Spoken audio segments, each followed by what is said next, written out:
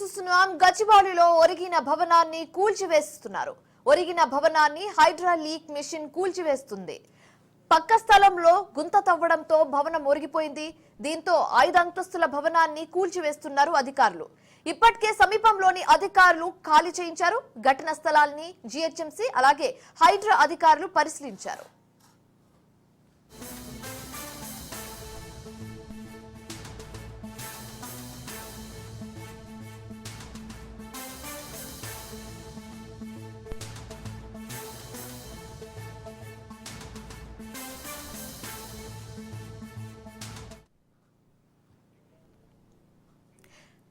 గచ్చిబౌలిలో ఒరిగిన భవనాన్ని కూల్చివేస్తున్నారు. ఒరిగిన భవనాన్ని hydraulic machine తో కూల్చివేస్తున్నారు అధికారులు. పక్క స్థలంలో గుంత తవ్వడంతో భవనం ఒరిగిపోయింది. దీంతో 5 అంతస్తుల భవనాన్ని కూల్చివేస్తున్నారు. ఇప్పటికే సమీపంలోని అధికారులు ఖాళీ చేయించారు. ఘటన స్థలాన్ని జీహెచ్ఎంసీ అలాగే హైడ్రా అధికారులు పరిశీలించారు. ఇక ఇదే అంశానికి సంబంధించి తాజా సమాచారం మా ప్రతినిధి రాజు లైవ్ ద్వారా స్పాట్ నుంచి అందిస్తారు. రాజు చెప్పండి, అక్కడ ఉన్న స్థానికులు ఏమంటున్నారు, అధికారులు ఏమంటున్నారు, కూల్చివేతలకి ఇంకెంత సమయం పట్టే ఛాన్సెస్ కనిపిస్తుంది రాజు? శివాని, గచ్చిబౌలిలో ఉన్నటువంటి సిద్దిక్ నగర్లో ఉన్నటువంటి ఏదైతే నిన్న అర్ధరాత్రి తర్వాత ఏదైతే పక్కకు ఒరిగిన భవనం ఏదైతే ఉందో దాన్ని అధికారులు కూల్చివేస్తా ఉన్నారు. కొద్దిసేపటి క్రితమే 11:30కి కూల్చివేతలు ప్రారంభమయ్యాయి. మనం విజువల్స్లో చూడవచ్చు.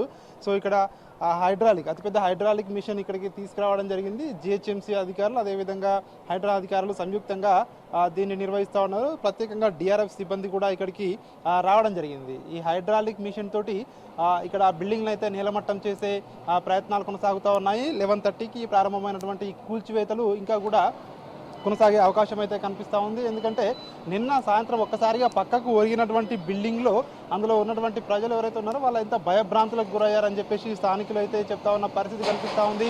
వాళ్ళు వెంటనే అక్కడ వాళ్ళు కట్టుబట్టలతోటి అక్కడ అందులో ఉన్న సామాన్ కూడా తీసుకోవడానికి కూడా అవకాశం లేకుండా పోయింది అని కూడా చెప్పి వాళ్ళైతే వాపోతా ఉన్న పరిస్థితి కనిపిస్తూ ఉంది.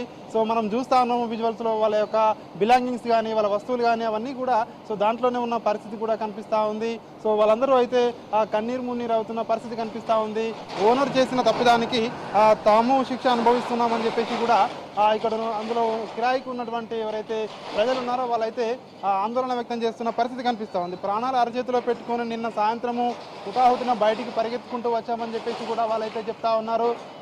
ఈ బిల్డింగ్ పక్కన ఏదైతే ఉందో ఈ 60 గజాల స్థలంలో 5 అంతస్తుల ఏదైతే బిల్డింగ్ను ఈ ఓనర్ నిర్మించారని చెప్పేసి కూడా చెప్తా ఉన్నారు. దానికి అనుమతులు లేవు, జిహెచ్ఎంసీ ఎట్లాంటి అనుమతులు కూడా ఇవ్వలేదు అని చెప్పేసి కూడా చెప్తా ఉన్నారు. అది స్థానిక మేస్త్రీల సహాయంతో 5 అంతస్తులు కట్టారని చెప్పేసి కూడా ఇక్కడ స్థానికులు చెప్తా ఉన్నారు. అదేవిధంగా ఈ బిల్డింగ్ పక్కనే మరొక బిల్డింగ్ కట్టడానికి పక్కన ఒక పిల్లర్ల కోసం గుంతలు తీస్తున్న సమయంలో ఒక్కసారిగా ఈ యొక్క బిల్డింగ్ పక్కకు ఒరిగింది అని చెప్పి ఇక్కడ స్థానికులు అయితే చెప్తా ఉన్న పరిస్థితి మనకు కనిపిస్తూ ఉంది.